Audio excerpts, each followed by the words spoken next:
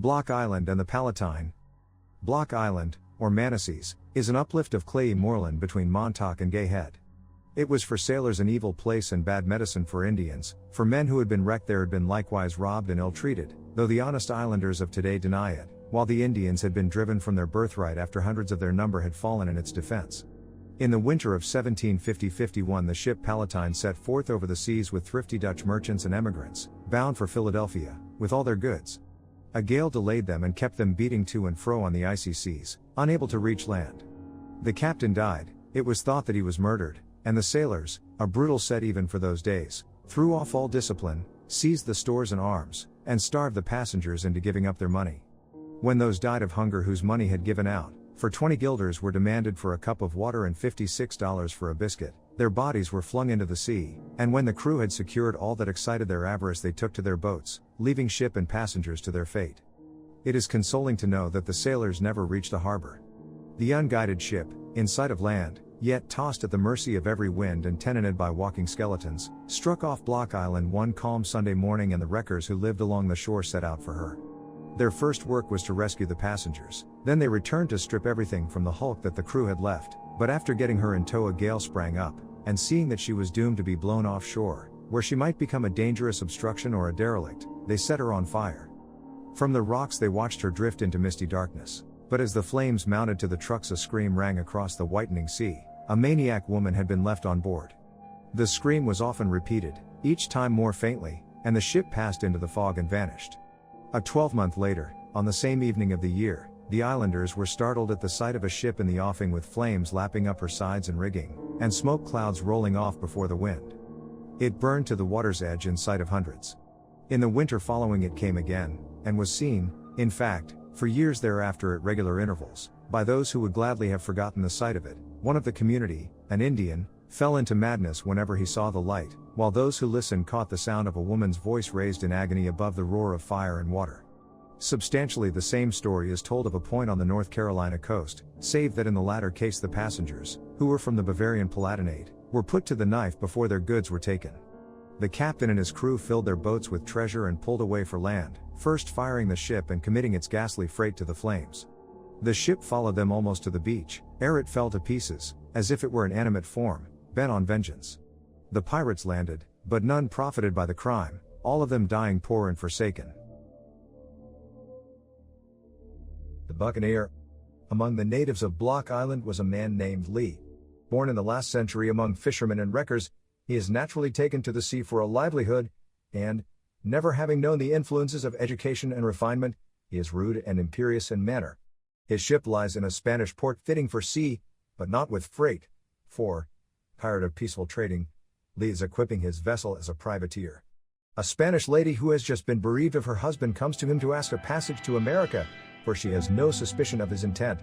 Her jewels and well-filled purse arouse Lee's cupidity, and with pretended sympathy he accedes to her request, even going so far as to allow Señora's favorite horse to be brought aboard.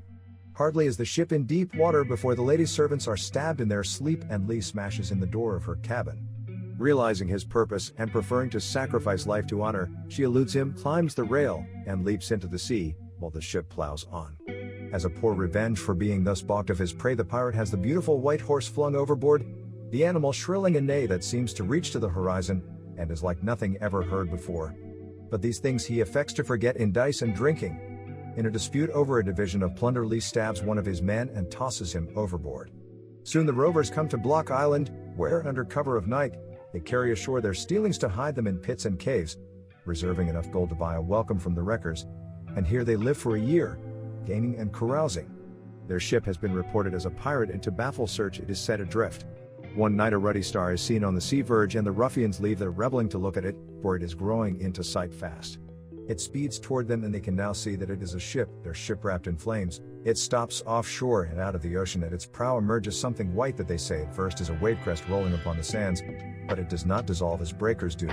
It rushes on, it scales the bluff. It is a milk-white horse that gallops to the men, who inly wonder if this is an alcoholic vision, and glares at Lee. A spell seems to be laid on him, and, unable to resist it, the Buccaneer mounts the animal. It rushes away, snorting and plunging, to the highest bluff, whence Lee beholds, in the light of the burning ship, the bodies of all who had been done to death by him, staring into his eyes through the reddening waves. At dawn the horse sinks under him and he stands there alone. From that hour even his companions desert him. They fear to share his curse. He wanders about the island, a broken, miserable man, unwilling to live, afraid to die, refused shelter and friendship, and unable to reach the mainland, for no boat will give him passage.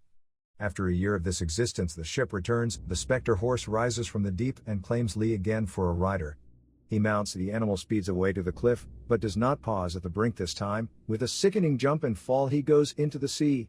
Spurning the wave tops in his flight he makes a circuit of the burning ship, and in the hellish light that fills the air and penetrates to the ocean bottom, the pirate sees again his victims looking up with smiles and arms spread to embrace him. There is a cry of terror as the steed stops short, then a gurgle, and horse and rider have disappeared. The fire ship vanishes and the night is dark. Robert Lockwood's fate. In the winter of 1779, General Putnam was stationed at Reading, Connecticut, with a band of ill-fed, unpaid troops. He was quartered at the Marvin House, and Mary, daughter of Farmer Marvin, won her way to the heart of this rough soldier through the excellence of her dumplings and the invigorating quality of her flip. He even took her into his confidence, and, being in want of a spy in an emergency, he playfully asked her if she knew any brave fellow who could be trusted to take a false message into the British lines that would avert an impending attack. Yes, she knew such an one, and would guarantee that he would take the message if the fortunes of the colonial army would be helped thereby. Putnam assured her that it would aid the patriot cause, and, farther, that he would reward her. Whereat, with a smile and a twinkling eye, the girl received the missive and left the room. When daylight had left the sky, Mary slipped out of the house, crossed a pasture, entered a ravine, and in a field beyond reached a cattle shelter. On the instant a tall form stepped from the shadows and she sank into its embrace.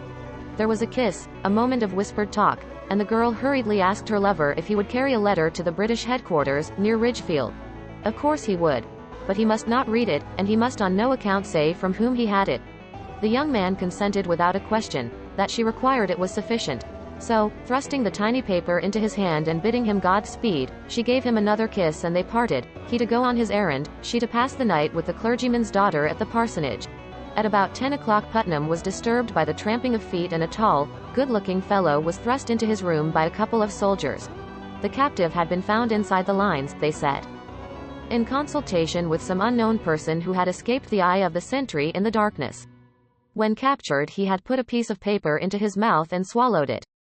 He gave the name of Robert Lockwood, and when Putnam demanded to know what he had been doing near the camp without a permit he said that he was bound by a promise not to tell. "Are you a patriot?" asked the general. "I am a royalist. I do not sympathize with rebellion. I have been a man of peace in this war." Putnam strode about the room, giving vent to his passion in language neither choice nor gentle, for he had been much troubled by spies and informers since he had been there. Then, stopping, he said, "Someone was with you tonight, some of my men. Tell me that traitor's name and I'll spare your life and hang him before the whole army." The prisoner turned pale and dropped his head. He would not violate his promise. "You are a British spy, and I'll hang you at sunrise," roared Putnam. In vain the young man pleaded for time to appeal to Washington. He was not a spy, he insisted, and it would be found, perhaps too late, that a terrible mistake had been committed. His words were unheeded. He was led away and bound, and as the sun was rising on the next morning the sentence of court-martial was executed upon him. At noon Mary returned from the parsonage, her eyes dancing and her mouth dimpling with smiles. Going to Putnam, she said, with a dash of sauciness, "I have succeeded, General. I found a lad last night to take your message. I had to meet him alone, for he is a Tory, so he cannot enter this camp. The poor fellow had no idea that he was doing a service for the rebels, for he did not know what was in the letter, and I bound him not to tell who gave it to him. You see, I punished him for abiding by the king." The general laughed and gazed at her admiringly. "You're a brave girl," he said, "and I suppose you've come for your reward. Well, what is it to be?" "I want a pass for Robert Lockwood. He is the royalist I spoke of, but he will not betray you. For he is not a soldier, and his visits make me very happy." "The spy you hanged this morning," whispered an aide in Putnam's ear. "Give her the pass and say nothing of what has happened." The general started, changed color, and paused. Then he signed the order with a dash, placed it in the girl's hand, gravely kissed her, watched her as she ran lightly from the house, and going to his bedroom closed the door and remained alone for an hour. From that time he never spoke of the affair, but when his troops were ordered away, soon after, he almost blenched as he gave goodbye to Mary Marvin, and met her sad, reproachful look, though to his last day he never learned whether or no she had discovered Robert Lockwood's fate. Love and rum. Back in the 17th century, a number of Yankee traders arrived in Naugatuck to barter blankets, beads, buttons, Bibles, and brandy for skins, and there they met Chief Toby and his daughter. Toby was not a pleasing person, but his daughter was well favored, and one of the traders told the chief that if he would allow the girl to go to Boston with him, he would give to him, Toby, a quart of rum. Toby was willing enough. He would give a good deal for rum. But the daughter declined to be sold off in such a fashion unless, she coyly admitted, she could have half of the rum herself. Loath as he was to do so, Toby was brought to agree to this proposition, for he knew that rum was rare and good and girls were common and perverse, so the gentle forest lily took her mug of liquor and tossed it off. Now, it is not clear whether she wished to nerve herself for the deed that followed or whether the deed was a result of the tonic, but she made off from the paternal wigwam and was presently seen on the ledge of Squaw Rock, locally known also as High Rock, from which in another moment she had fallen. Toby had pursued her, and on finding her dead he vented a howl of grief and anger and flung the now empty rum jug after her. A huge boulder arose from the earth where it struck, and there it remains, a monument to the girl and a warning to Toby's. Another version of the story is that the girl sprang from the rock to escape the pursuit of a lover who was hateful to her, and who had her almost in his grasp when she made the fatal leap. In the crevice halfway up the cliff her spirit has often been seen looking regretfully into the rich valley that was her home, and on the 20th of March and 20th of September, in every year, it is imposed on her to take the form of a seven-headed snake, the large center head adorned with a splendid carbuncle. Many have tried to capture the snake and secure this precious stone. For an old prophecy promises wealth to whoever shall wrest it from the serpent. But thus far the people of Connecticut have found more wealth in clocks and tobacco than in snakes and carbuncles. Kidd's treasure. Captain Kidd is the most ubiquitous gentleman in history. If his earnings in the gentle craft of piracy were frugally husbanded, he has possibly left some pots of money in holes in the ground between Key West and Halifax. The belief that large deposits of gold were made at Gardiner's Island, Dunderberg, Crow Nest, New York City, Coney Island, Ipswich, the marshes back of Boston, Cape Cod, Nantucket, Isles of Shoals, Money Island, Ocean Beach, the Bahamas, the Florida Keys, and elsewhere has caused reckless expenditure of actual wealth in recovering doubloons and guineas that disappointed backers of these enterprises are beginning to look upon, no, not to look upon, but to think about, as visionary. A hope of getting something for nothing has been the impetus to these industries, and interest in the subject is now and then revived by reports of the discovery, usually by a farmer plowing near the shore, of an iron kettle with a handful of gold and silver coins in it, the same having doubtless been buried for purposes of concealment during the wars of 1776 and 1812. Gardiner's Island, a famous rendezvous for pirates, is the only place known to have been used as a bank of deposit, for in 1699 the Earl of Bellamont recovered from it 783 ounces of gold, 633 ounces of silver, cloth of gold, silks, satins, and jewels. In the old Gardiner mansion, on this island, was formerly preserved a costly shawl given to Mrs. Gardiner by Captain Kidd himself. This illustrious Kidd, or Kidd, was born in New York, began his naval career as a chaser of pirates, became a robber himself, was captured in Boston, where he was ruffling boldly about the streets, and was hanged in London in 1701. In sea superstitions the apparition of his ship is sometimes confused with that of the Flying Dutchman. At Lyons Rock, near Lyme, Connecticut, a part of his treasure is under guard of a demon that springs upon intruders unless they recite scripture while digging for the money. Charles Island, near Milford, Connecticut, was dug into, one night, by a company from the town that had learned of Kidd's visit to it, and what could Kidd be doing ashore unless he was burying money? The lid of an iron chest had been uncovered when the figure of a headless man came bounding out of the air, and the work was discontinued right then. The figure leaped into the pit that had been dug, and blue flames poured out of it. When the diggers returned, their spades and picks were gone and the ground was smooth. Monhegan Island, off the Maine coast, contains a cave, opening to the sea, where it was whispered that treasure had been stored in care of spirits. Searchers found within it a heavy chest, which they were about to lift when one of the party, contrary to orders, spoke. The spell was broken, for the watchful spirits heard and snatched away the treasure. Some years ago the cave was enlarged by blasting, in a hope of finding that chest, for an old saying has been handed down among the people of the island, from whom it came they have forgotten, that was to this effect: dig 6 feet and you will find iron, dig 6 more and you will find money. On Damariscotta Island, near Kennebec, Maine, is a lake of saltwater, which, like dozens of shallow ones in this country, is locally reputed to be bottomless. Yet Kidd was believed to have sunk some of his valuables there, and to have guarded against the entrance of boats by means of a chain hung from rock to rock at the narrow entrance, bolts on either side showing the points of attachment, while ring bolts were thought to have been driven for the purpose of tying buoys, thus marking the spots where the chests went down.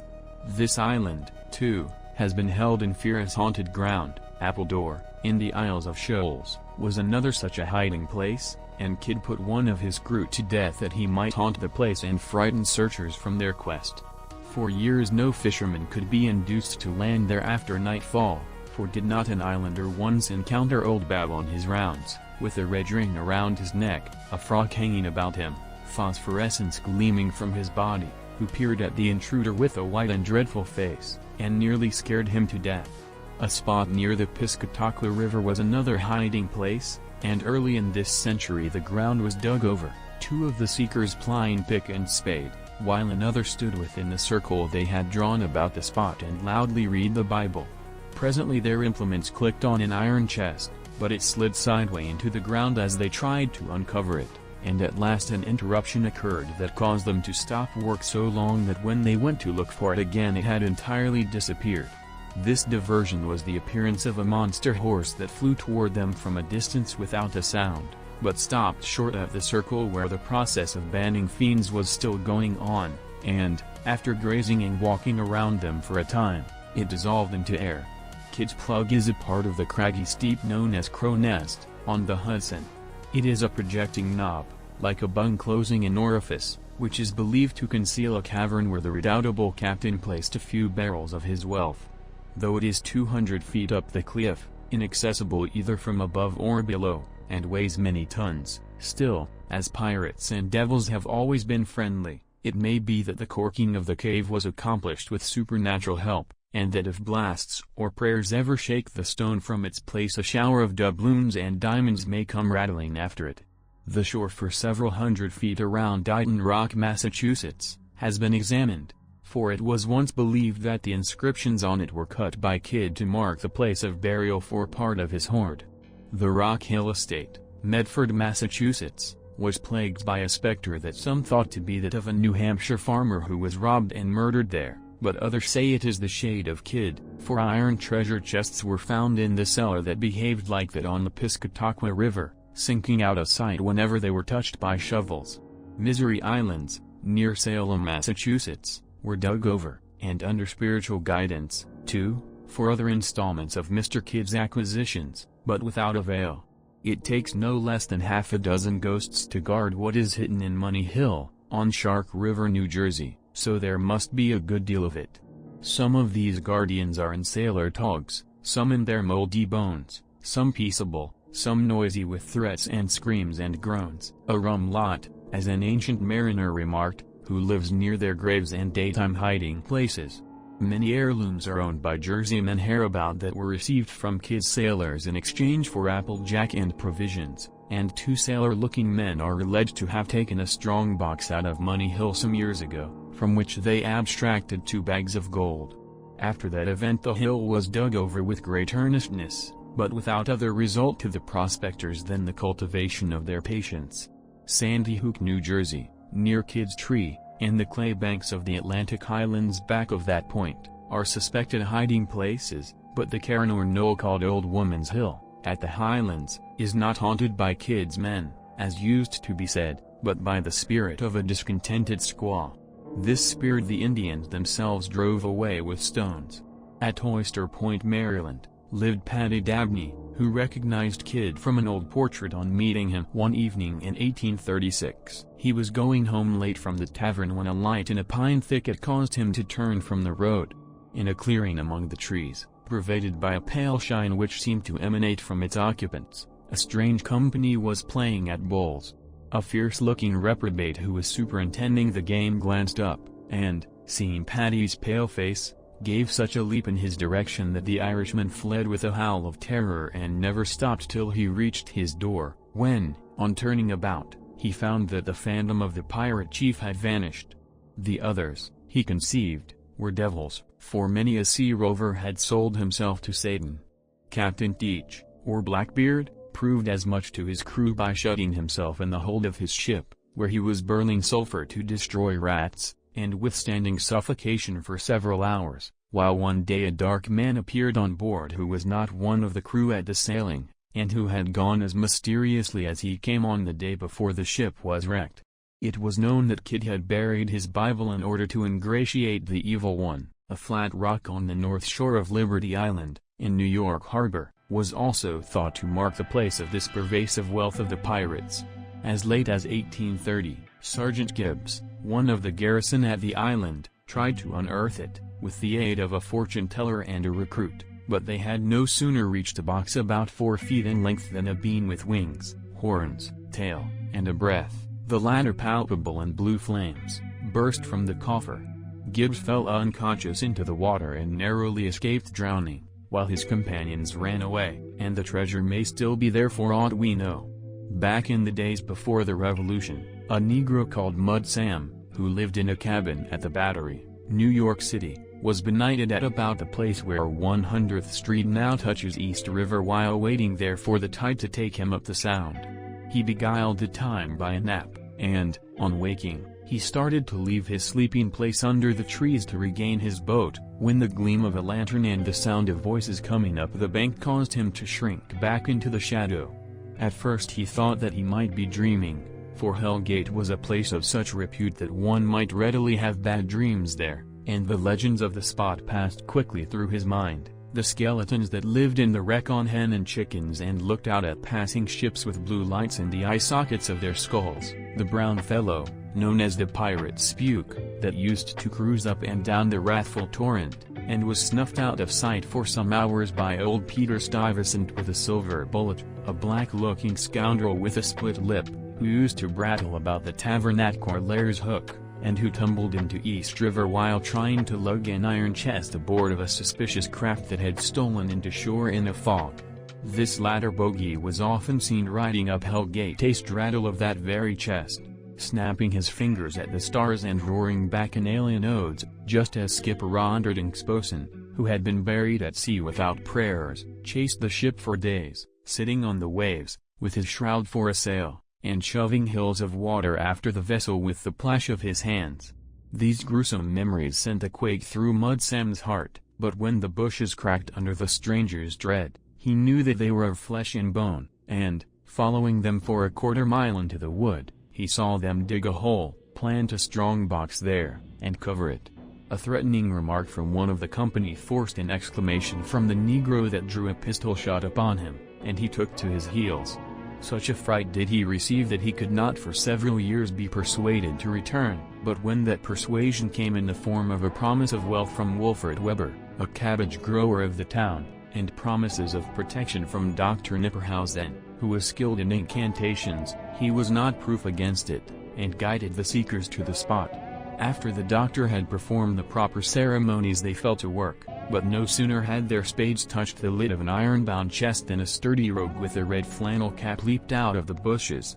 They said afterward that he had the face of the brawler who was drowned at Corlair's Hook, but, in truth, they hardly looked at him in their flight, nor, when the place was revisited, could any mark of digging be found, nor any trace of treasure, so that part of Kidd's wealth may be at this moment snugly stowed in the cellar of a tenement. Weber had engaged in so many crazy enterprises of this nature that he had neglected cabbage culture, and had grown so poor that the last disappointment nearly broke his heart. He retired to his chamber and made his will, But on learning that a new street had been run across his farm and that it would presently be worth 10 times as much for building lots as it ever had been for cabbages, he leaped out of bed, dressed himself, and prospered for many a day after. Other buried wealth.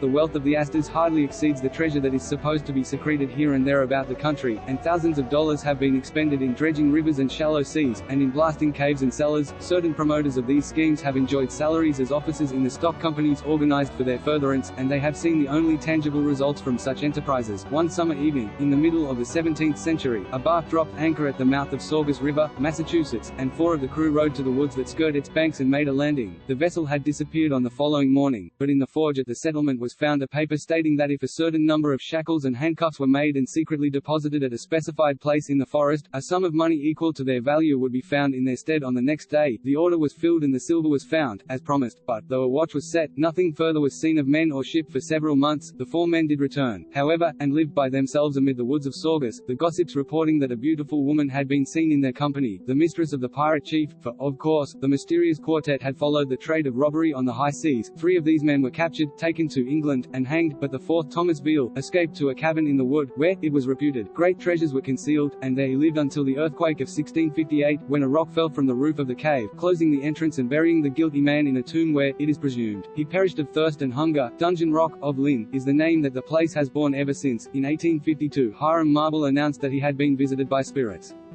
who not only told him that the pirates' spoils were still in their olden hiding place, but pointed out the spot where the work of excavation should begin.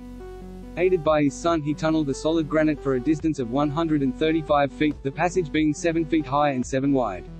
Whenever he was wearied, the mediums that he consulted would tell him to make cuttings to the right or left, and for every fresh discouragement they found fresh work. For 30 years this task was carried on, both father and son dying without gaining any practical result, other than the discovery of an ancient scabbard in a rift. The heiress of the House of Marble alone reaped benefit from their labors, for resuming on a petty scale the levies of the first dwellers in the rock, she boldly placarded the entrance to the workings, "You who enter here leave 25 cents behind." In several cases the chasms that have been caused by wear of water or convulsions of nature, their opposite sides being matched, were believed to have been hiding places, but, in the old days in New England, it was believed that all such fractures were caused by the earthquake at the time of the crucifixion, a testimony of the power of God to shake sinners. The Heart of Greylock is the name given to the crater-like recess, 1,000 feet deep, in the tallest of the Berkshire peaks, but it was formerly best known as Money Hole, and the stream that courses through it as Money Brook, for a gang of counterfeiters worked in that recess, and there some spurious coinage may still be concealed. The stream is also known as Spectre Brook, for late wandering hunters and scouting soldiers, seeing the forgers moving to and fro about their furnaces, took them for ghosts. Province Island, in Lake Memphremagog, Vermont, is believed to contain some of the profits of an extensive smuggling enterprise that was carried on near the lake for several years. A little company of Spanish adventurers passed along the base of the Green Mountains early in the last century, expecting to return after having some dealings with the trading stations on the St. Lawrence, so they deposited a part of their gold on Ludlow Mountain, Vermont, and another pot of it on Camel's Hump. They agreed that none should return without his companions, but they were detained in the north and separated, some of them going home to Spain. Late in life the sole survivor of the company went to Camel's Hump and tried to recall where the treasure had been hidden, but in vain. While flying from the people whose Declaration of Independence had already been written in the blood of the King's troops at Concord, the royal governor, Wentworth, was embarrassed by a wife and a treasure chest. He had left his mansion, at Smith's Pond, New Hampshire, and was making toward Portsmouth, where he was to enjoy the protection of the British fleet, but the country was up in arms, time was important, and as his wearied horses could not go on without a lightening of the burden, he was forced to leave behind either Lady Wentworth or his other riches. As the lady properly objected to any risk of her own safety, the chest was buried at an unknown spot in the forest, and for a century and more the whereabouts of the Wentworth plate and money bags have been a matter of search and conjecture. When the Hessian troops marched from Saratoga to Boston, to take ship after Burgoyne's surrender, they were in wretched condition, war-worn, ragged, and ill-fed, and having much with them in the form of plate and jewels that had been spared by their conquerors, together with some of the money sent from England for their hire, they were in constant fear of attack from the farmers, who, though they had been beaten, continued to regard them with an unfavorable eye. On reaching Dalton, Massachusetts, the Hessians agreed among themselves to put their valuables into a howitzer, which they buried in the woods, intending that some of their number should come back at the close of the war and recover it. An Indian had silently followed them for a long distance, to gather up any unconsidered trifles that might be left in their bivouacs, and he marked the route by blazes on the trees, but if he saw the burial of this novel treasury it meant nothing to him, and the knowledge of the hiding place was lost. For years the populace kept watch of all strangers that came to town, and shadowed them if they went to the woods, but without result. In about the year 1800 the supposed hiding place was examined closely and excavations were made, but, as before, nothing rewarded the search. A tree of unknown age, the old elm, stood on Boston Common until within a few years. This veteran, torn and broken by many a gale and lightning stroke, was a gallows in the last century, and Goody Glover had swung from it in which times. On tempestuous nights, when the boughs creaked together, it was said that dark shapes might be seen writhing on the branches and capering about the sward below in hellish glee. On a gusty autumn evening in 1776 a muffled form presented itself, unannounced, at the chamber of Mike Wild, and, after that notorious miser had enough recovered from the fear created by the presence to understand what it said to him, he realized that it was telling him of something that in life it had buried at the foot of the old elm. After much hesitancy Mike set forth with his ghostly guide, for he would have risked his soul for money, but on arriving at his destination he was startled to find himself alone. Nothing daunted, he set down his lantern and began to dig. Though he turned up many a root of soil and sounded with his spade for bags and chests of gold, he found nothing. Strange noises overhead, for the wind was high and the twigs seemed to snicker eerily as they crossed each other, sent thrills along his back from time to time, and he was about to return, half in anger, half in fear, when his spirit visitor emerged from behind the tree and stood before him. The mien was threatening, the nose had reddened and extended, the hair was rumpled, and the brow was scowling. The frown of the gold monster grew more awful, the stare of his eye in the starlight more unbearable, and he was crouching and creeping as if for a spring. Mike could endure no more. He fainted, and awakened in the morning in his own chamber, where, to a neighbor who made an early call, he told, with embellishments, the story of the encounter, but before he had come to the end of the narrative the visitor burst into a roar of laughter and confessed that he had personated the supernatural visitant, having wagered a dozen bottles of wine with the landlord of the Boar's Head that he could get the better of Mike Wild. For all this the old tree bore, for many years, an evil reputation. A Spanish galleon, the Saints Joseph and Helena, making from Havana to Cadiz in 1753 was carried from her course by adverse winds and tossed against a reef, near New London, Connecticut, receiving injuries that compelled her to run into that port for repairs. To reach her broken ribs more easily her freight was put on shore in charge of the collector of the port, but when it was desired to ship the cargo again, behold, the quarter part of it had disappeared, none could say how. New London got a bad name from this robbery, and the governor, though besought by the Assembly to make good the shortage, failed to do so, and lost his place at the next election. It was reputed that some of the treasure was buried on the shore by the robbers. In 1827 a woman who was understood to have the power of seership published a vision to a couple of young blades, who had paid for it, to the effect that hidden under one of the grass-grown wharves was a box of dollars. By the aid of a crystal pebble she received this really valuable information, but the pebble was not clear enough to reveal the exact place of the box. She could see, however, that the dollars were packed edgewise. When New London was sound asleep the young men stole out and by lantern light began their work. They had dug to water level when they reached an iron chest, and they stooped to lift it, but, to their amazement, the iron was too hot to handle. Now they heard deep growls, and a giant dog peered at them from the pit mouth, red eyes flashed at them from the darkness, a wild goose, with eyes of blazing green, hovered and screamed above them. Though the witch had promised them safety, nothing appeared to ward off the fantastic shapes that began to crowd about them. Too terrified to work longer they sprang out and made away, and when taking courage from the sunshine, they renewed the search. Next day, the iron chest had vanished. On Crown Point, Lake Champlain, is the ruin of a fort erected by Lord Amherst above the site of a French work that had been thrown up in 1731 to guard a now vanished capital of 1,500 people. It was declared that when the French evacuated the region they buried money and bullion in a well, in the northwest corner of the bastion, 90 feet deep, in the full expectancy of regaining it, and half a century ago this belief had grown to such proportions that 50 men undertook to clear the well, pushing their investigations into various parts of the enclosure and over surrounding fields. They found quantities of lead and iron and no gold. Follingsby's Pond, in the Adirondacks, was named for a recluse, who, in the early part of this century, occupied a lonely but strongly guarded cabin there.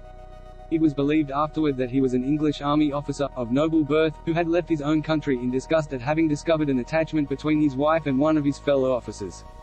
He died in a fever, and while raving in a delirium spoke of a concealed chest. A trapper, who was his only attendant in his last moments, dug over the ground floor of the hut and found a box containing a jeweled sword, costly trinkets, and letters that bore out the presumption of Follingsby's aristocratic origin. What became of these valuables after their exhumation is not known, and the existence of more has been suspected. Coney Island is declared to have been used by a band of pirates as the first national sandbank, and, as these rascals were caught and swung off with short shrift, they do say that the plunder is still to be had by the man who finds it. But the hotel keepers and three-card Monty men are not waiting for that discovery to grow rich. In Shandarkan Valley, in the Catskills, it was affirmed that a party of British officers buried money somewhere, when they were beset by the farmers and hunters of that region, and never got it out of the earth again. On Tea Island, Lake George, the buried treasures of Lord Abercrombie have remained successfully hidden until this day. The oldest house at Fort Neck, Long Island, was known for years as the Haunted House, and the grave of its owner, Captain Jones, was called the Pirate's Grave, for, in the last century, Jones was accused of piracy and smuggling, and there have been those who suspected worse. A hope of finding gold and silver about the premises has been yearly growing fainter. Just before the death of Jones, which occurred here in an orderly manner, a crow, so big that everybody believed it to be a demon, flew in at the window and hovered over the bed of the dying man until he had drawn his last breath, when, with a triumphant cry, it flew through the west end of the house. The hole that it broke through the masonry could never be stopped, for, no matter how often it was repaired, the stone and cement fell out again, and the wind came through with such a chill and such shriekings that the house had to be abandoned. The owner of an estate on Lloyd's Neck, Long Island, had more wealth than he thought it was safe or easy to transport when he found the colonies rising against Britain in 1775, and flight was imperative, for he was known by his neighbors to be a Tory. Massing his plate, coin, and other movables into 3 barrels, he caused his 3 slaves to bury them in pits that they had dug beneath his house. Then, as they were shoveling back the earth, he shot them dead, all 3, and buried them, 1 on each barrel. His motive for the crime may have been a fear that the slaves would aid the Americans in the approaching struggle, or that they might return and dig up the wealth or reveal the hiding place to the enemies of the king. Then he made his escape to Nova Scotia, though he might as well have stayed at home, for the British possessed themselves of Long Island, and his house became a place of resort for redcoats and loyalists. It was after the turn of the century when a boat put in, one evening, at Cold Spring Bay, and next morning the inhabitants found footprints leading to and from a spot where some children had discovered a knotted rope projecting from the soil. Something had been removed, for the mold of a large box was visible at the bottom of a pit. Acres of the neighborhood were then dug over by treasure hunters, who found a box of cob dollars and a number of casks. The contents of the latter, though rich and old, were not solid, and when diffused through the systems of several Long Islanders imparted to them a spirituous and patriotic glow, for in thus destroying the secreted stores of a royalist were they not asserting the triumph of democratic principles? The clay bluffs at Pottery Beach, Brooklyn, were pierced with artificial caves where lawless men found shelter in the unsettled first years of the Republic. A wreck lay rotting here for many years, and it was said to be the skeleton of a ship that these fellows had beached by false beacons. She had costly freight aboard, and on the morning after she went ashore crew and freight had vanished. It was believed that much of the plunder was buried in the clay near the water's edge.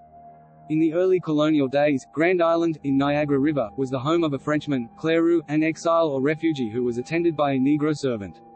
During one summer a sloop visited the island frequently, laden on each trip with chests that never were taken away in the sight of men, and that are now supposed to be buried near the site of the Frenchman's cabin.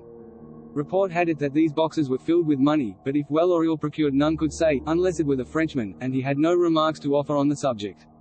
In the fall, after these visits of the sloop, Cleroux disappeared, and when some hunters landed on the island they found that his cabin had been burned and that a large skeleton, evidently that of the Negro, was chained to the earth in the center of the place where the house had stood.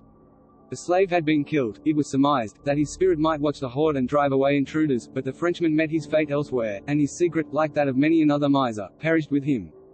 In 1888, when a northeast gale had blown back the water of the river, a farmer living on the island discovered, just under the surface, a stone foundation built in circular form, as if it had once supported a tower. In the mud within this circle he found a number of French gold and silver coins, one of them minted in 1537. Close by, other coins of later date were found, and a systematic examination of the whole channel has been proposed, as it was also said that 2 French frigates, scuttled to keep them out of the hands of the English, lie bedded in sand below the island, one of them with a naval paymaster's chest on board. On the shore of Oneida Lake is an Indian's grave, where a ball of light is wont to swing and dance. A farmer named Belknap dreamed several times of a buried treasure at this point, and he was told, in his vision, that if he would dig there at midnight he could make it his own. He made the attempt, and his pick struck a crop that gave a chink, as of gold. He should, at that moment, have turned around 3 times, as his dream directed, but he was so excited that he forgot to. A flash of lightning rent the air and stretched him senseless on the grass. When he recovered the crop was gone, the hole filled in, and ever since then the light has hovered about the place. Some say that this is but the will-o'-the-wisp, the soul of a bad fellow who is doomed to wander in desolate regions because, after dying, Peter would not allow him to enter heaven, and the devil would not let him go into the other place, lest he should make the little devils unmanageable, but he is allowed to carry a light in his wanderings. In Indian Gap, near Wernersville, Pennsylvania, the Doane band of Tories and terrorists hid a chest of gold, the proceeds of many robberies. It is guarded by witches, and, although it has been seen, no one has been able to lay hands on it. The seekers are always blinded by blue flame, and frightened away by roaring noises. The Dutch farmers of the vicinity are going to dig for it, all the same, for it is said that the watch of evil spirits will be given over at midnight, but they do not know of what date. They will be on hand at the spot revealed to them through the vision of a hex layer, a vision that cost them 50 cents, until the night arrives when there are no blue flames. In the southern part of Chester County, Pennsylvania, is money, too, but just where nobody knows. A lonely, crabbed man, who died there in a poor hut after the Revolution, owned that he had served the British as a spy, but said that he had spent none of the gold that he had taken from them. He was either too sorry for his deeds, or too mean to do so. He had put it in a crock and buried it, and, on his deathbed, where he made his statement, he asked that it might be exhumed and spent for some good purpose. He was about to tell where it was when the death rattle choked his words. The Isle of the Yellow Sands, in Lake Superior, was supposed by Indians to be made of the dust of gold, but it was protected by vultures that beat back those who approached, or tore them to pieces if they insisted on landing. An Indian girl who stole away from her camp to procure a quantity of this treasure was pursued by her lover, who, frightened at the risk she was about to run from the vultures, stopped her flight by staving in the side of her canoe, so that she was compelled to take refuge in his, and he rode home with her before the birds had come to the attack. Old François Fontenoy, an Indian trader, buried a brass kettle full of gold at Presque Isle, near Detroit, that is still in the earth. On the banks of the Cumberland, in Tennessee, is a height where a searcher for gold was seized by invisible defenders and hurled to the bottom of the cliff, receiving a mortal hurt. The Spaniards were said to have entombed $300,000 in gold near Natchez. A man to whom the secret had descended offered to reveal it, but, as he was a prisoner, his offer was laughed at. Afterward an empty vault was found where he said it would be. Somebody had accidentally opened it and had removed the treasure. Cabins have frequently been used as hiding places for things of more or less value, generally less. Saltpeter Cave, in Georgia, for instance, was a factory and magazine for saltpeter, gunpowder, and other military stores during the Civil War. The Northern soldiers wrecked the potash works and broke away tons of rock, so as to make it dangerous to return. Human bones have been found here, too. But they are thought to be those of soldiers that entered the cave in pursuit of an Indian chief who had defied the state in the 40s. He escaped through a hole in the roof, doubled on his pursuers, fired a pile of dead leaves and wood at the mouth, and suffocated the white men with the smoke. Spaniards worked the mines in the Ozark Hills of Missouri 200 years ago. One of the mines, containing lead and silver, 18 miles southwest of Galena, was worked by 7 men, who could not agree as to a division of the yield. One by one they were killed in quarrels until but a single man was left, and he, in turn, was set upon by the resurrected victims and choked to death by their cold fingers. In 1873 a Vermonter named Johnson went there and said he would find what it was the Spaniards had been hiding, in spite of the devil and his imps. He did work there for 1 day, and was then found dead at the mouth of the old shaft with marks of bony fingers on his throat. The 7 cities of Cibola, that Coronado and other Spanish adventurers sought in the vast deserts of the southwest, were pueblos. A treacherous guide who had hoped to take Coronado into the waterless plain and lose him, but who first lost his own head, had told him a tale of the Quibira, a tribe that had much gold. So far from having gold, these Indians did not know the stuff, but the myth that they had hoarded quantities of it has survived to this day and has caused waste of lives and money. Towns in New Mexico that have lain in ruins since 1670, when the Apaches butchered their people, towns that were well built and were lauded by solid old churches and monasteries erected by the Spanish missionaries, these towns have often been dug over, and the ruinous state of Abo, Carrari, and Tabira is due, in part, to their foolish tunneling and blasting. A Spanish bark, one day in 1841, put in for water off the spot where Columbia City, Oregon, now stands. She had a rough crew on board, and it had been necessary for her officers to watch the men closely from the time the latter discovered that she was carrying a costly cargo. Hardly had the anchor chains run out before the sailors fell upon the captain, killed him, seized all of value that they could gather, and took it to the shore. What happened after is not clear, but it is probable that in a quarrel, arising over the demands of each man to have most of the plunder, several of the claimants were slain. Indians were troublesome, likewise, so that it was thought best to put most of the goods into the ground, and this was done on the tract known as Hescopier's Farm. Hardly was the task completed before the Indians appeared in large numbers and set up their teepees, showing that they meant to remain. The mutineers rowed back to the ship, and, after vainly waiting for several days for a chance to go on shore again, they sailed away. 2 years of wandering, fighting, and carousal ensued before the remnant of the crew returned to Oregon. The Indians were gone, and an earnest search was made for the money, but in vain. It was as if the ground had never been disturbed. The man who had supervised its burial was present until the mutineers went back to their boats, when it was discovered that he was mysteriously missing. More than 40 years after these events, a meeting of spiritualists was held in Columbia City, and a medium announced that she had received a revelation of the exact spot where the goods had been concealed.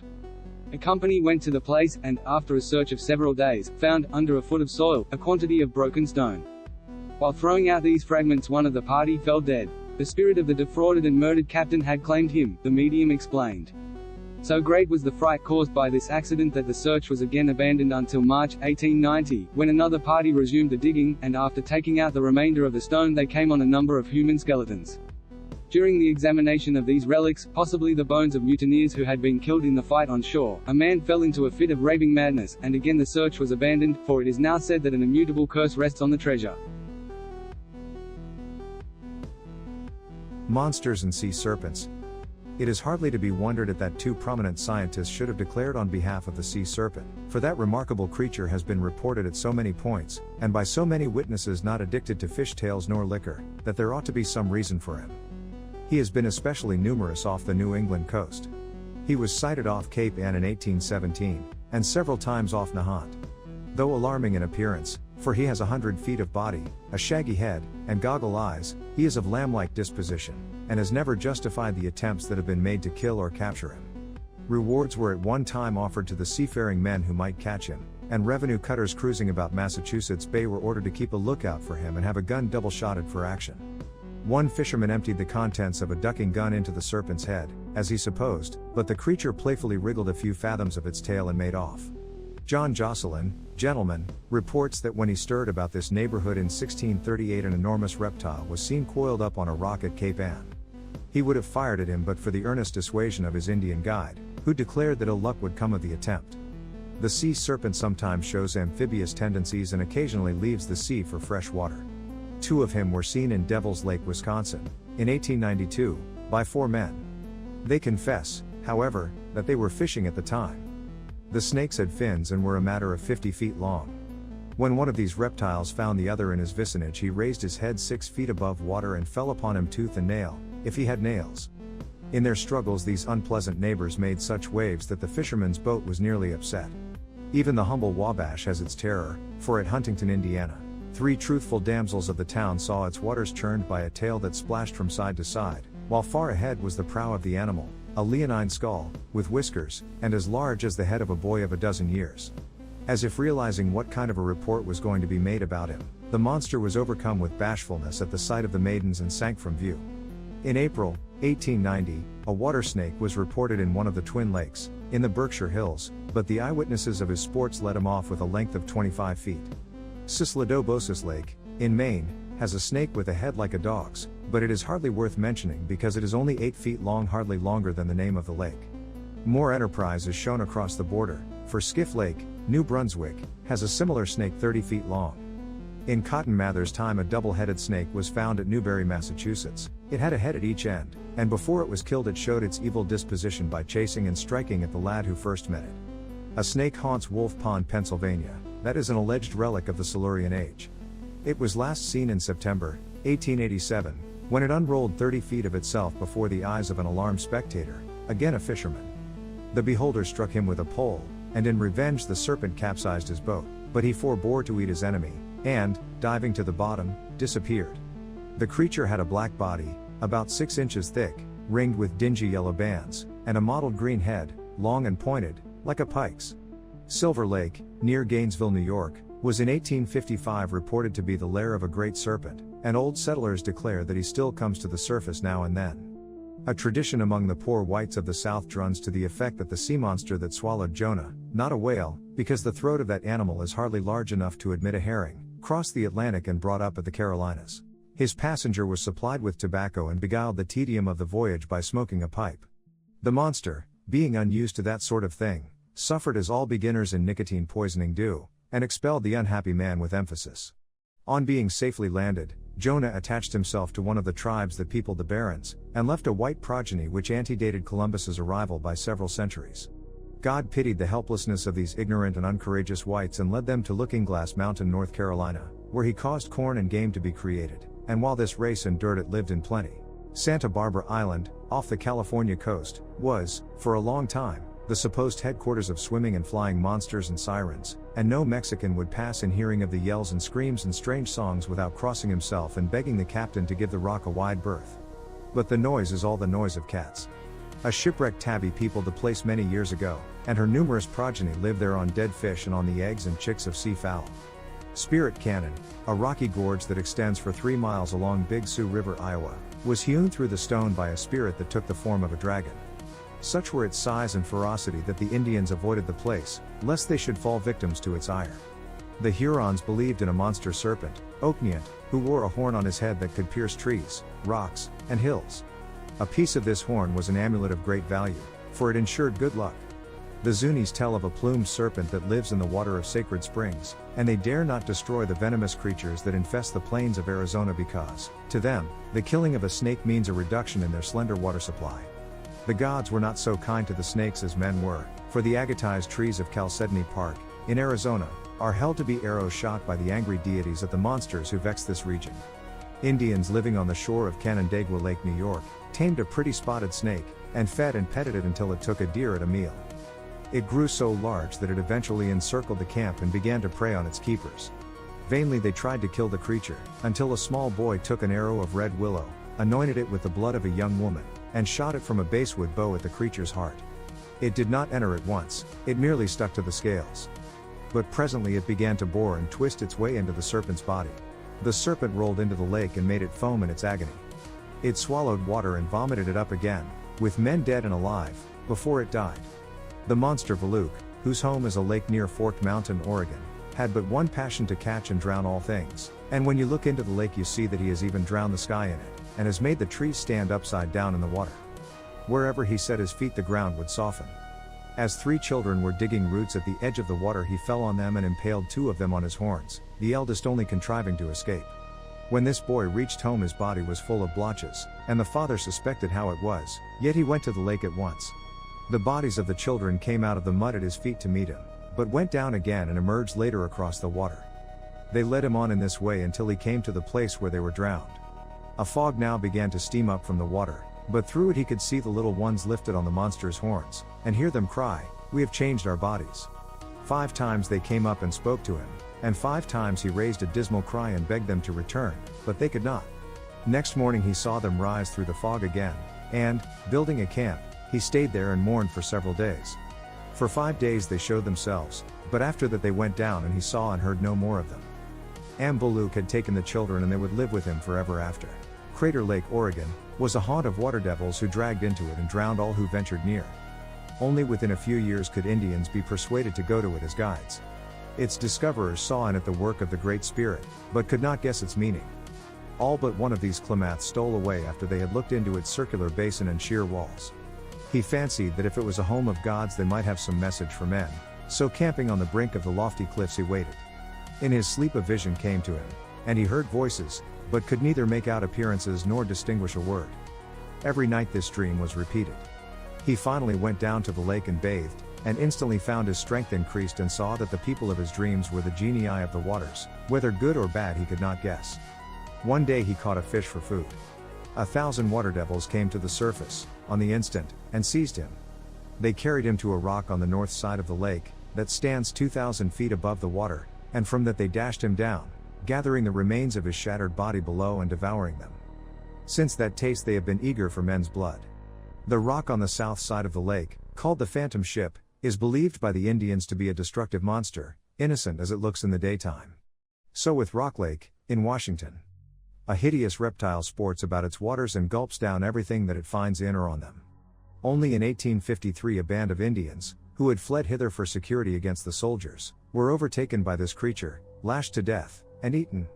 The Indians of Louisiana, Mississippi, and Texas believed that the king snake, or god snake, lived in the Gulf of Mexico. It slept in a cavern of pure crystal at the bottom, and its head, being shaped from a solid emerald, lighted the ocean for leagues when it arose near the surface. Similar to this is the belief of the Cherokees and the kings of rattlesnakes, bright old inhabitants of the mountains that grew to a mighty size, and drew to themselves every creature that they looked upon. Each wore a crown of carbuncle of dazzling brightness. The Indians avoided Klamath Lake because it was haunted by a monster that was half dragon, half hippopotamus. Hutton Lake, Wyoming, is the home of a serpent queen, whose breathing may be seen in the bubbles that well up in the center. She is constantly watching for her lover, but takes all men who come in her way to her grotto beneath the water, when she finds that they are not the one she has expected, and there they become her slaves.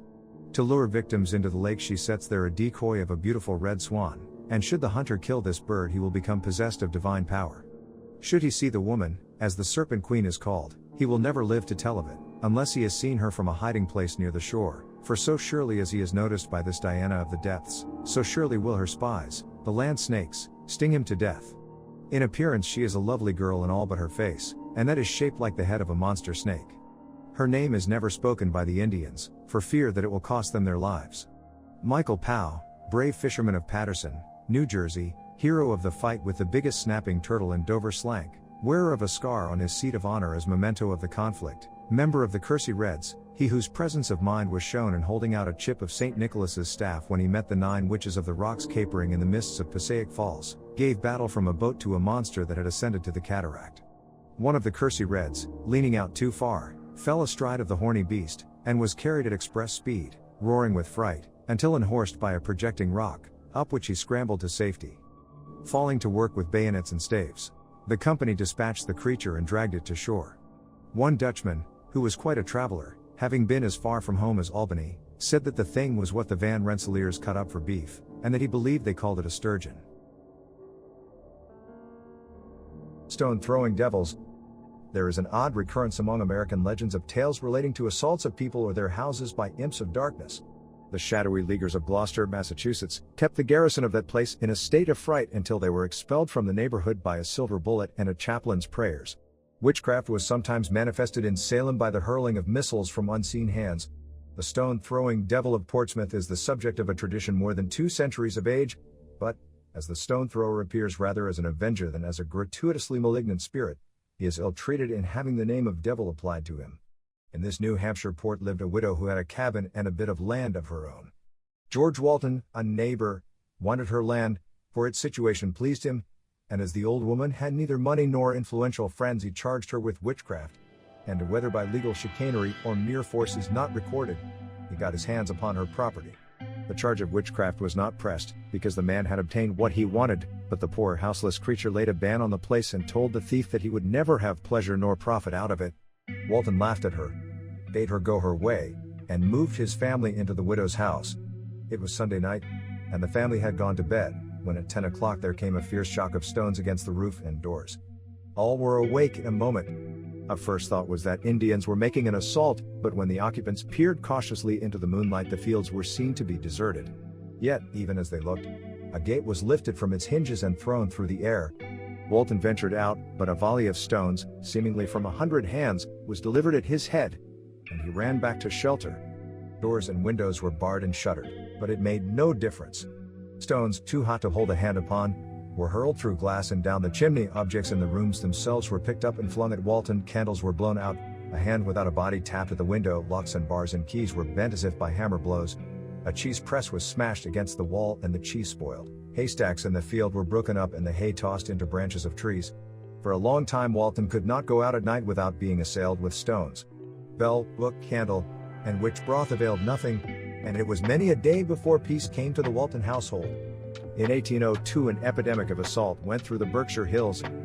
The performance began in a tailor's shop in Salisbury, Connecticut, at 11 of the clock on the night of November 2nd, when a stick and lumps of stone, charcoal, and mortar were flung through a window.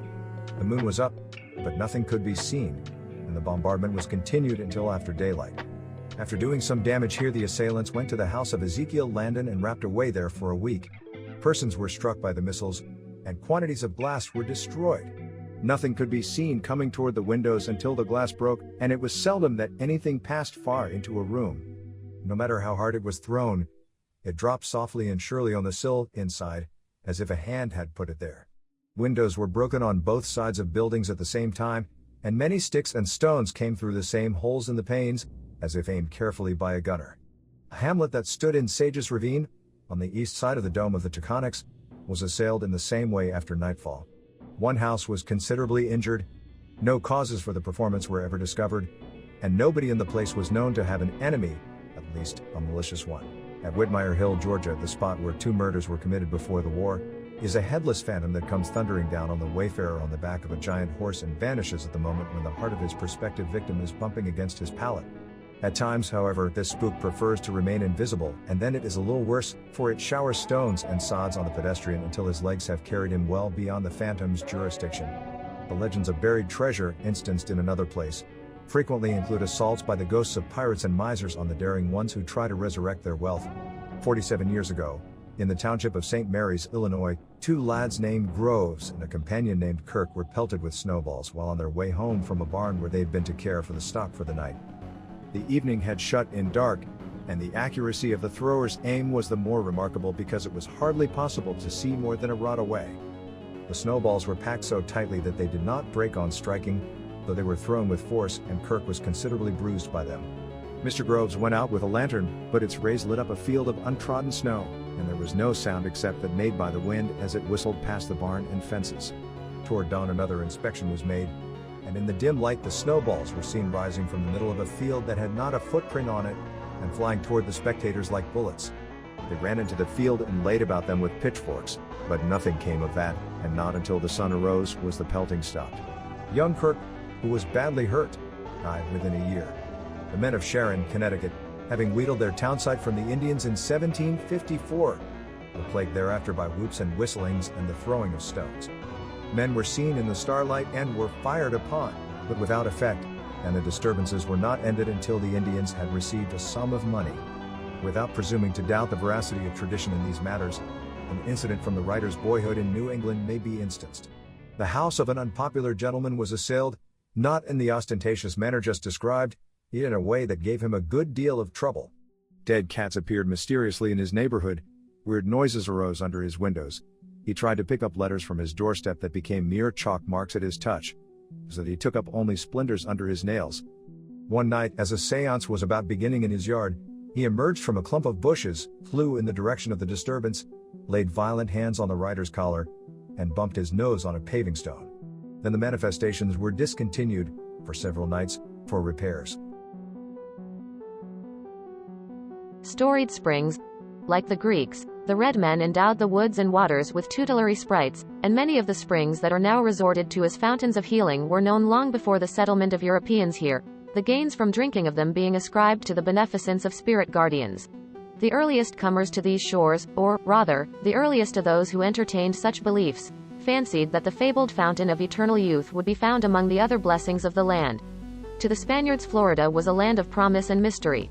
Somewhere in its interior was fabled to stand a golden city ruled by a king whose robes sparkled with precious dust, and this city was named for the adventurer, El Dorado, or the place of the Gilded One.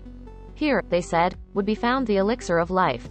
The beautiful silver spring, near the head of the Ocklawaha, with its sandy bottom plainly visible at the depth of 80 feet, was thought to be the source of the life-giving waters, but, though Ponce de Leon heard of this, he never succeeded in fighting his way to it through the jungle.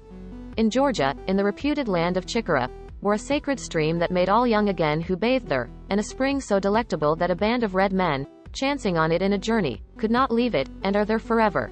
In the island of Bimini, one of the Lucayos, Bahamas, was another such a fountain. Between the Flint and Ocmulgee rivers the creeks declared was a spring of life, on an island in a marsh, defended from approach by almost impenetrable labyrinths, a heaven where the women were fairer than any other on earth. The romantic and superstitious Spaniards believed these legends, and spent years and treasure in searching for these springs.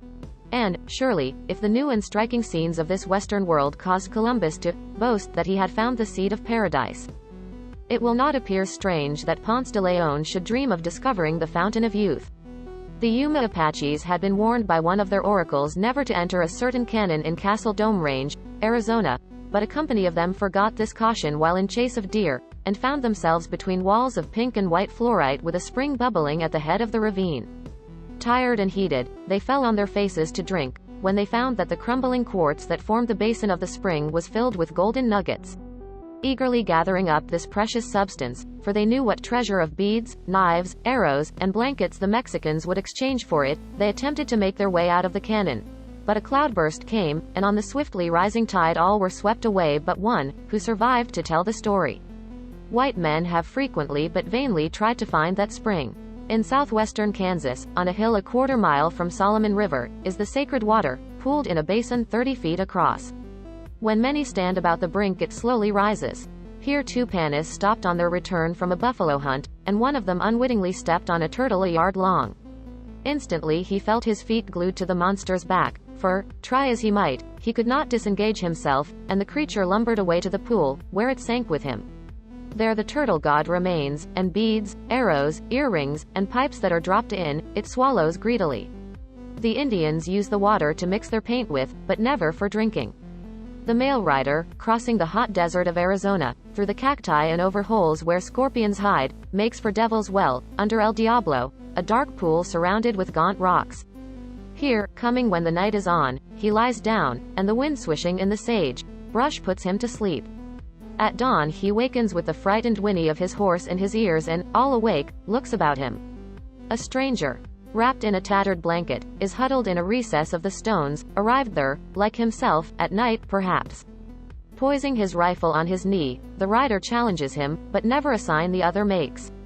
Then, striding over to him, he pulls away the blanket and sees a shriveled corpse with a face that he knows, his brother. Hardly is this meeting made when a hail of arrows falls around. His horse is gone. The Apaches, who know no gentleness and have no mercy, have manned every gap and sheltering rock. With his rifle he picks them off, as they rise in sight with arrows at the string, and sends them tumbling into the dust. But, when his last bullet has sped into a red man's heart, they rise in a body and with knives and hatchets hew him to death. And that is why the Devil's Well still tastes of blood. Among the Balsam Mountains of western North Carolina is a large spring that promises refreshment, but, directly that the wayfarer bends over the water, a grinning face appears at the bottom and as he stoops it rises to meet his. So hideous is this demon that few of the mountaineers have courage to drink here, and they refuse to believe that the apparition is caused by the shape of the basin, or aberrated reflection of their own faces. They say it is the visage of a haunt, for a Cherokee girl, who had uncommon beauty, once lived hard by, and took delight in luring lovers from less favored maidens. The braves were jealous of each other, and the women were jealous of her, while she, the flirt, rejoiced in the trouble that she made. A day fell for a wedding, that of a hunter with a damsel of his tribe, but at the hour appointed the man was missing. Mortified and hurt, the bride stole away from the village and began a search of the wood, and she carried bow and arrows in her hand. Presently she came on the hunter, lying at the feet of the coquette, who was listening to his words with encouraging smiles. Without warning the deserted girl drew an arrow to the head and shot her lover through the heart. Then, beside his lifeless body, she begged Manitou to make her rival's face so hideous that all would be frightened who looked at it. At the words the beautiful creature felt her face convulse and shrivel, and, rushing to the mirror of the spring, she looked in, only to start back in loathing. When she realized that the frightful visage that glared up at her was her own, she uttered a cry of despair and flung herself into the water, where she drowned. It is her face, so altered as to disclose the evil once hid behind it, that peers up at the hardy one who passes there and knows it as the haunted spring. The medicinal properties of the mineral springs at Ballston and Saratoga were familiar to the Indians, and High Rock Spring, to which Sir William Johnson was carried by the Mohawks in 1767 to be cured of a wound, was called the medicine spring of the Great Spirit, for it was believed that the leaping and bubbling of the water came from its agitation by hands not human, and red men regarded it with reverence.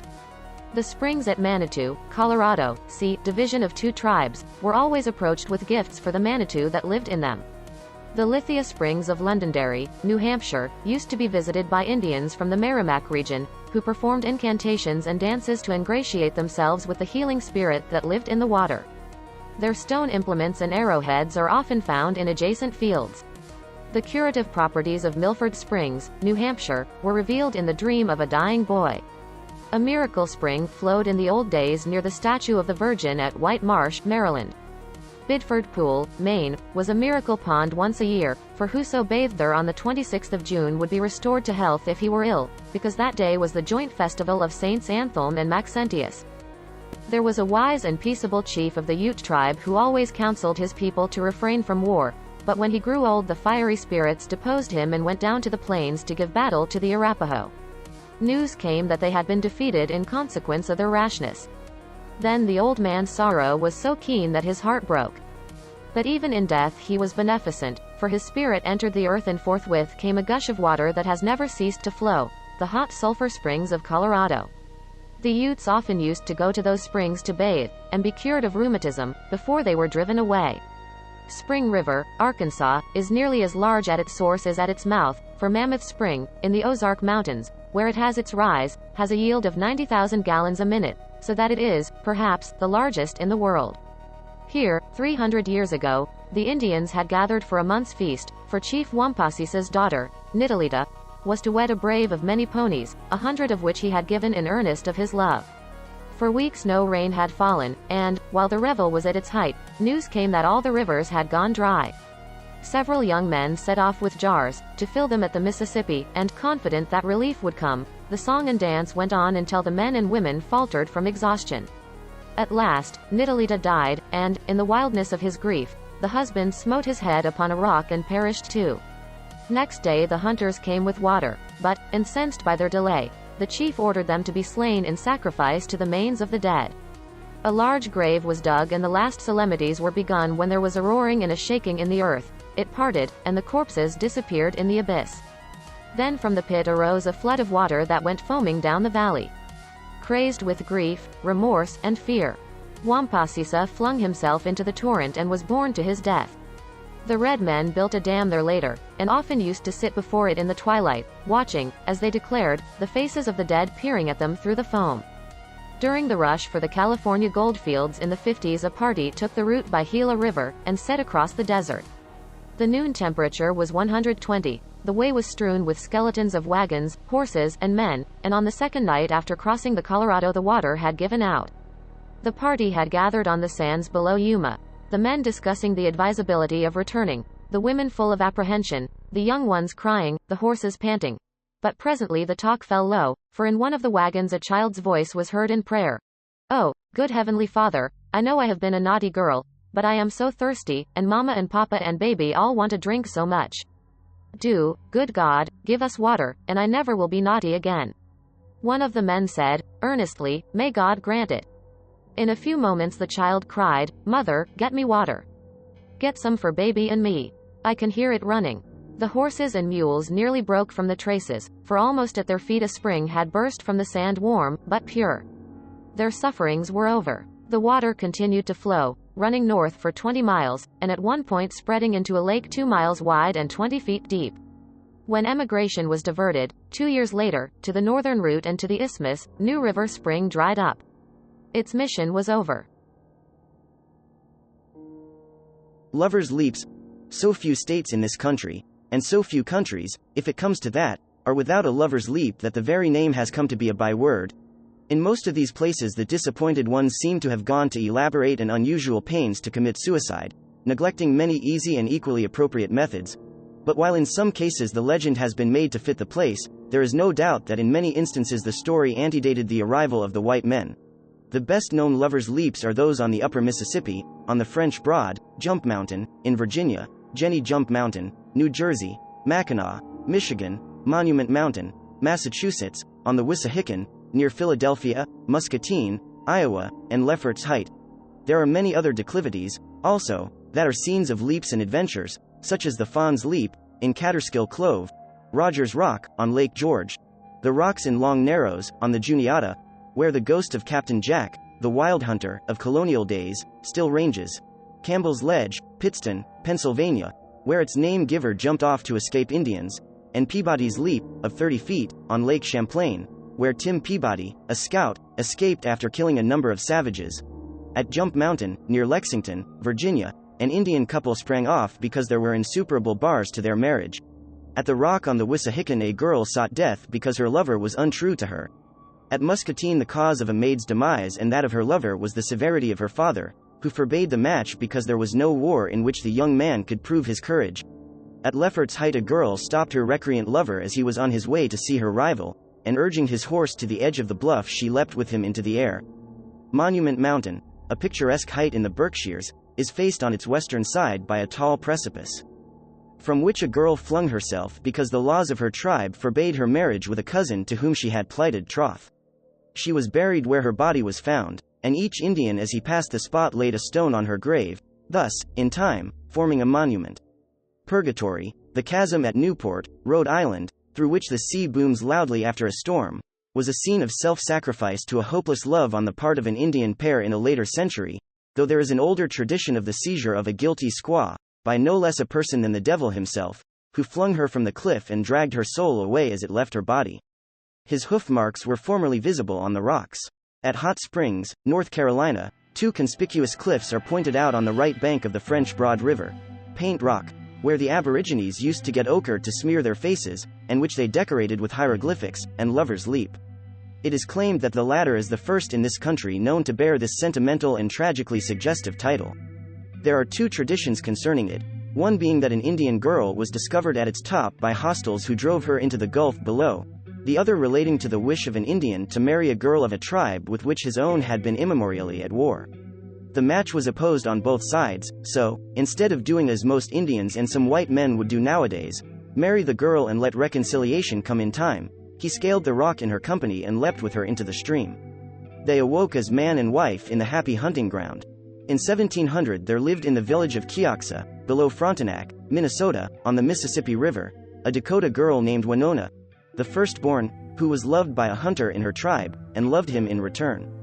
Her friends commended to her affections a young chief who had valiantly defended the village against an attack of hostiles, but Juliet would none of this dusky Count de Paris, adhering faithfully to her Romeo. Unable to move her by argument, her family at length drove her lover away, and used other harsh measures to force her into a repugnant union, but she replied, "You are driving me to despair. I do not love this chief, and cannot live with him. You are my father, my brothers, my relatives, yet you drive from me the only man with whom I wish to be united. Alone he ranges through the forest, with no one to build his lodge, none to spread his blanket, none to wait on him. Soon you will have neither daughter, sister, nor relative to torment with false professions." Blazing with anger at this unsubmissive speech, her father declared that she should marry the chief on that very day, but while the festival was in preparation she stole to the top of the crag that has since been known as Maiden's Rock, and there, 400 feet above the heads of the people, upbraided those who had formerly professed regard for her. Then she began her death song. Some of the men tried to scale the cliff and avert the tragedy that it was evident would shortly be enacted, and her father, his displeasure forgotten in an agony of apprehension, called to her that he would no longer oppose her choice. She gave no heed to their appeals, but, when the song was finished, walked to the edge of the rock, leapt out, and rolled lifeless at the feet of her people. When we say that the real name of Lover's Leap in Mackinac is Mashenemakanungokwa, we trust that it will not be repeated. It has its legend, however, as well as its name, for an Ojibwe girl stood on this spire of rock, watching for her lover after a battle had been fought and her people were returning. Eagerly she scanned the faces of the braves as their war canoes swept by, but the face she looked for was not among them. Her lover was at that moment tied to a tree, with an arrow in his heart. As she looked at the boats a vision of his fate revealed itself, and the dead man, floating toward her, beckoned. Her death song sounded in the ears of the men, but before they could reach her she had gone swiftly to the verge, her hands extended, her eyes on vacancy, and her spirit had met her lover's. From this very rock, in olden time, leapt the Red Eve when the Red Adam had been driven away by a devil who had fallen in love with her. Adam, who was paddling by the shore, saw she was about to fall, rushed forward, caught her, and saved her life. The law of gravitation in those days did not act with such distressing promptitude as now. Manitou, hearing of these doings, restored them to the island and banished the devil, who fell to a world of evil spirits underground, where he became the father of the white race, and has ever since persecuted the Indians by proxy. On the same island of Mackinac the English had a fort, the garrison of which was massacred in 1763. A sole survivor, a young officer named Robinson, owed his life to a pretty half-breed who gave him hiding in a secluded wigwam. As the spot assured him of safety, and the girl was his only companion, they lived together as man and wife, rather happily, for several years. When the fort had been built again, Robinson re-entered the service, and appeared at headquarters with a wife of his own color. His Indian consort showed no jealousy. On the contrary, she consented to live apart in a little house belonging to the station, on the cliff, called Robinson's Folly. She did ask her lover to go there and sit with her for an hour before they separated forever, and he granted this request. While they stood at the edge of the rock she embraced him. Then, stepping back, with her arms still around his neck, she fell from the cliff, dragging him with her, and both were killed. The edge of the rock fell shortly after, carrying the house with it. Madawana, daughter of the chief of the Omahas, whose village was near the mouth of Omaha Creek, married a faithless trader from St. Louis, who had one wife already, and who returned to her, after an absence among his own people, with a third, a woman of his own color. He coldly repelled the Indian woman, though he promised to send her boy, and his, to the settlements to be educated. She turned away with only a look, and a few days later was found dead at the foot of a bluff near her home. White Rocks, 150 feet above Cheat River, in Fayette County, Pennsylvania, were the favorite tryst of a handsome girl, the daughter of a well-to-do farmer of that region, and a dashing fellow who had gone into that country to hunt. They had many happy days there on the hill together, but after making arrangements for the wedding they quarreled, nobody knew for what. One evening they met by accident on the rocks, and appeared to be in formal talk when night came on and they could no longer be seen. The girl did not return, and her father set off with a search party to look for her. They found her, dead and mangled, at the foot of the rocks. Her lover, in a fit of impatience, had pushed her and she had staggered and fallen over.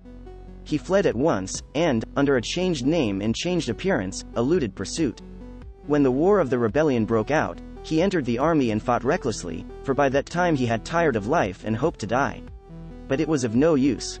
He was only made captain for a bravery that he was not conscious of showing, and the old remorse still preyed on him.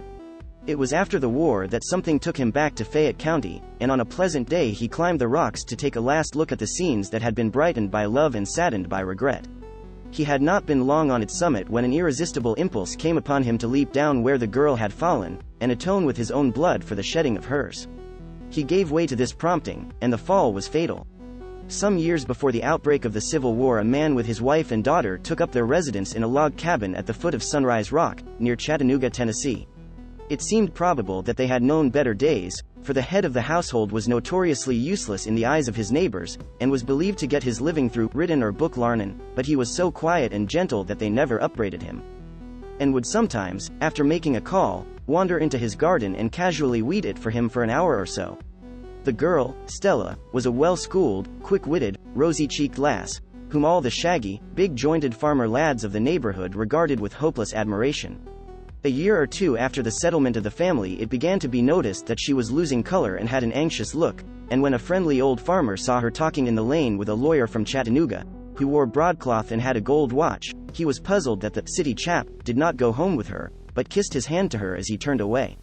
Afterward the farmer met the pair again, and while the girl smiled and said, "Howdy, Uncle Joe," the lawyer turned away and looked down the river.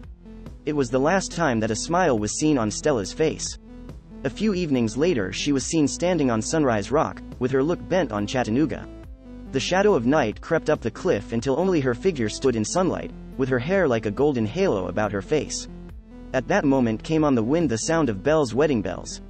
Pressing her hands to her ears, the girl walked to the edge of the rock, and a few seconds later her lifeless form rolled through the bushes at its foot into the road. At her funeral the people came from far and near to offer sympathy to the mother, garbed in black, and the father, with his hair turned white, but the lawyer from Chattanooga was not there. The name of Indian Maiden's Cliff, applied to a precipice that hangs above the wild ravine of Stony Clove, in the Catskills, commemorates the sequel to an elopement from her tribe of an Indian girl and her lover. The parents and relatives had opposed the match with that fatal fatuity that appears to be characteristic of storybook Indians, and as soon as word of her flight came to the village they set off in chase. While hurrying through the tangled wood the young couple were separated and the girl found herself on the edge of the cliff. Farther advance was impossible. Her pursuers were close behind. She must yield or die. She chose not to yield, and, with a despairing cry, flung herself into the shadows. Similar to this is the tale of Lover's Leap in the dells of the Sioux, among the Black Hills of South Dakota. At New Milford, Connecticut, they show you Falls Mountain, with the cairn erected by his tribe in 1735 to Chief Warramog, who wished to be buried there, so that, when he was cold and lonely in the other life, he could return to his body and muse on the lovely landscape that he so enjoyed. The will-o'-the-wisp flickered on the mountain's edge at night, and flecks of dew vapor that floated from the wood by day were sometimes thought to be the spirit of the chief. He had a daughter, Lilinona, whose story is related to Lover's Leap, on the riverward side of the mountain. She had led to the camp a white man, who had been wandering beside the Housatonic, ill and weak, vainly seeking a way out of the wilderness, and, in spite of the dark looks that were cast at him and her, she succeeded in making him, for that summer, a member of the tribe. As the man grew strong with her care he grew happy and he fell in love. In the autumn he said to her, "I wish to see my people, and when I have done so I will come back to you and we shall be man and wife." They parted regretfully and the winter passed for the girl on leaden feet. With spring came hope. The trails were open, and daily she watched for her white lover. The summer came and went, and the autumn was there again. She had grown pale and sad, and old Warramog said to young Eagle Feather, who had looked softly on her for many years, "The girl sickens in loneliness." You shall wed her. This is repeated to her, and that evening she slips away to the river, enters a canoe, casts away the paddle, and drifts down the stream. Slowly, at first, but faster and faster, as the rapids begin to draw it, skims the boat, but above the hoarse brawling of the waters she hears a song in a voice that she knows, the merry troll of a light heart. The branches part at Lover's Leap and her lover looks down upon her. The joyous glance of recognition changes to a look of horror, for the boat is caught. The girl rises and holds her arms toward him in agonized appeal. Life, at any cost. He, with a cry, leaps into the flood as the canoe is passing. It lurches against a rock and Lilinona is thrown out. He reaches her. The falls bellow in their ears. They take a last embrace, and two lives go out in the growing darkness. God on the mountains. From the oldest time men have associated the mountains with visitations of God. Their height, their vastness, their majesty made them seem worthy to be stairs by which the deity might descend to earth, and they stand in religious and poetic literature to this day as symbols of the largest mental conceptions. Scriptural history is intimately associated with them, and the giving of the law on Sinai, amid thunder and darkness, is one of the most tremendous pictures that imagination can paint. Ararat, Hermon, Horeb, Pisgah, Calvary, Adam's Peak, Parnassus, Olympus. How full of suggestion are these names! And poetic figures and sacred writings are full of allusion to the beauty, nobility, and endurance of the hills. It is little known that many of our own mountains are associated with aboriginal legends of the Great Spirit. According to the Indians of California, Mount Shasta was the first part of the earth to be made. The Great Spirit broke a hole through the floor of heaven with a rock, and on the spot where this rock had stopped he flung down more rocks, with earth and snow and ice, until the mass had gained such a height that he could step from the sky to its summit. Running his hands over its sides he caused forests to spring up. The leaves that he plucked he breathed upon, tossed into the air, and, lo! They were birds. Out of his own staff he made beasts and fishes, to live on the hills and in the streams, that began to appear as the work of world-building went on.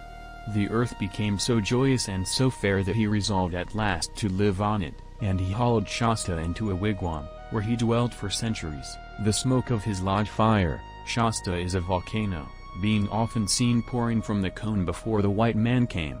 According to the Oregon Indians, the first man was created at the base of the Cascade Range, near Wood River, by Kmukumcheech, the old man of the ancients, who had already made the world. The Klamaths believe Kmukumcheech a treacherous spirit, a typical beast god, yet that he punishes the wicked by turning them into rocks on the mountainsides or by putting them into volcanic fires. Sinsinawa Mound, Wisconsin, was the home of strange beings who occupied caverns that few dared to enter. Enchanted rivers flowed through these caves to heaven. The Catskills and Adirondacks were abodes of powerful beings, and the highlands of the Hudson were a wall within which Manitou confined a host of rebellious spirits. When the river burst through this bulwark and poured into the sea, 50 miles below, these spirits took flight, and many succeeded in escaping. But others still haunt the ravines and bristling woods, and when Manitou careers through the Hudson Canyon on his car of cloud, crying with thunder voice, and hurling his lightnings to right and left as he passes, the demons scream and howl in rage and fear lest they be recaptured and shut up forever beneath the earth. The White Mountains were held in awe by Indians, to whom they were homes of great and blessed spirits. Mount Washington was their Olympus and Ararat in one, for there dwelt God, and there, when the earth was covered with a flood, lived the chief and his wife, whom God had saved, sending forth a hare, after the waters had subsided, to learn if it were safe to descend. From them the whole country was peopled with red men. Yet woe betide the intruder on this high and holy ground, for an angered deity condemned him to wander for ages over the desolate peaks and through the shadowy chasms rifted down their sides. The despairing cries of these condemned ones, in winter storms, even frightened the early white settlers in this region, and in 1784 the women of Conway petitioned 3 clergymen to lay the spirits. Other Ark and Deluge legends relate to the Superstition Mountains, in Arizona, Cando's Village, on Red River, Cerro Notztarni, on the Rio Grande, the Peak of Old Zuni, in Mexico, Coyoacán, on the Pacific Coast, Mount Apala, in Upper Mixteca, and Mount Nebo, in Guaymas. The northwestern Indians tell of a flood in which all perished save one man, who fled to Mount Tacoma. To prevent him from being swept away, a spirit turned him into stone. When the flood had fallen, the deity took one of his ribs and made a woman of it. Then he touched the stone man back to life. There were descendants of Manitou on the mountains, too, of North Carolina, but the Cherokees believe that those heights are bare because the devil strode over them on his way to the Devil's Courthouse, Transylvania County, North Carolina, where he sat in judgment and claimed his own. Monsters were found in the White Mountains. Devil's Den, on the face of Mount Willard, was the lair of one of them, a strange, winged creature that strewed the floor of its cave with brute and human skeletons, after preying on their flesh. The ideas of supernatural occurrences in these New Hampshire hills obtained until a recent date, and Sunday Mountain is a monument to the dire effects of Sabbath breaking that was pointed out to several generations of New Hampshire youth for their moral betterment. The story goes that a man of the adjacent town of Oxford took a walk one Sunday, when he should have taken himself to church, and, straying into the woods here, he was delivered into the claws and maws of an assemblage of bears that made an immediate and exemplary conclusion of him. The grand portrait in rock and profile notch was regarded with relevance by the few red men who ventured into that lonely defile. When white men saw it, they said it resembled Washington, and a Yankee orator is quoted as saying, "Men put out signs representing their different trades. Jewelers hang out a monster watch, shoemakers a huge boot, and, up in Franconia, God Almighty has hung out a sign that in New England he makes men." To Echo Lake, close by, the deity was wont to repair that he might contemplate the beauties of nature, and the clear, repeated echoes were his voice, speaking in gentleness or anger. Moosilauke, meaning a bald place, and wrongly called Moose Hillock, was declared by Waternomi, chief of the Panaguasites, to be the home of the Great Spirit, and the first time that red men tried to gain the summit they returned in fear, crying that Gitche Manitou was riding home in anger on a storm, which presently, indeed, burst over the whole country. Few Indians dared to climb the mountain after that, and the first fruits of the harvest and first victims of the chase were offered in propitiation to the deity. At Seven Cascades, on its eastern slope, one of Rogers's rangers, retreating after the Canadian foray, fell to the ground, too tired for further motion, when a distant music of harps mingled with the cascade's plash, and directly the waters were peopled with forms glowing with silver white, like the moonstone, that rose and circled, hand in hand, singing gaily as they did so. The air then seemed to be flooded with rosy light, and thousands of sylvan genii ascended altars of rock, by steps of rainbow, to offer incense and greet the sun with song. A dark cloud passed, daylight faded, and a vision arose of the massacre at St. Francis, a retreat through untried wilderness, a feast on human heads, torture, and death. Then his senses left the worn and starving man. But a trapper who had seen his trail soon reached him and led him to a friendly settlement, where he was told that only to those who were about to take their leave of earth was it given to know those spirits of fountain and forest that offered their voices, on behalf of nature, in praise of the Great Spirit. To those of grosser sense, on whom the weight of worldliness still rested, this halcyon was never revealed. It was to Mount Washington that the Great Spirit summoned Passaconaway, when his work was done, and there was his apotheosis. The Indians account in this manner for the birth of the White Mountains. A red hunter who had wandered for days through the forest without finding game dropped exhausted on the snow, one night, and awaited death. But he fell asleep and dreamed.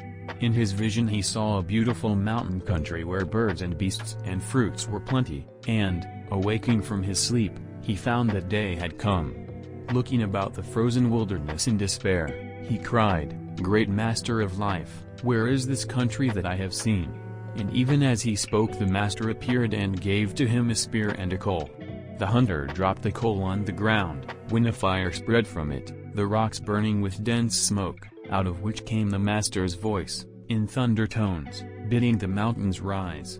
The earth heaved, and through the reek the terrified man saw hills and crags lifting, until their tops reached above the clouds, and from the far summit sounded the promise, "Here shall the Great Spirit live and watch over his children." Water now burst from the rocks and came laughing down the hollows in 1,000 brooks and rills. The valleys unfolded in leaf and bloom, birds sang in the branches, butterflies like winged flowers flitted to and fro, the faint and cheerful noise of insect life came from the herbage, the smoke rolled away, a genial sun blazed out, and, as the hunter looked in rapture on the mighty peaks of the Agiashuks, God stood upon their crest,